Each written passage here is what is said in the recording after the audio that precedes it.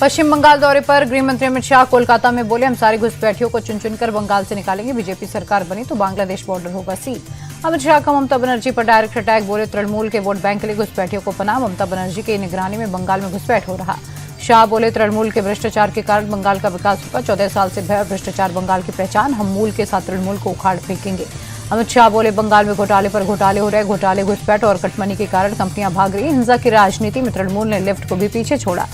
अमित शाह ने मुर्शिदाबाद में बाबरी मस्जिद के निर्माण का मुद्दा उठाया। कहा, तृणमूल और तृणमूल का पूर्व विधायक चुनाव के पहले मंदिर मस्जिद में राजनीति कर रहा।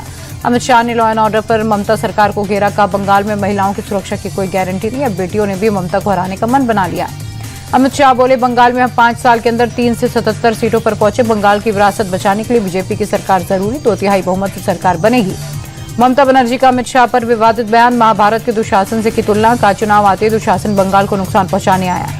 घुसपैठ को लेकर अमित शाह के बयान पर ममता बनर्जी का पलटवार, बोली, अगर बंगाल में घुसपैठिए हैं तो केंद्र सरकार अब तक कहां थी, चुनाव के समय क्यों याद आए।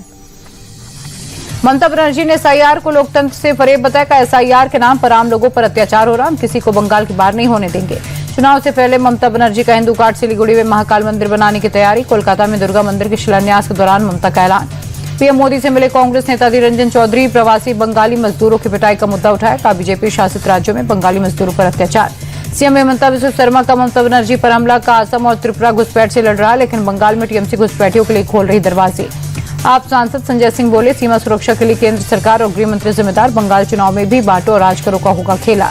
टीएमसी का अमित शाह पर पलटवार। कुणाल घोष बोले, बीजेपी ने किया बांग्ला भाषा का अपमान, बंगाल की जनता उनसे नाराज है।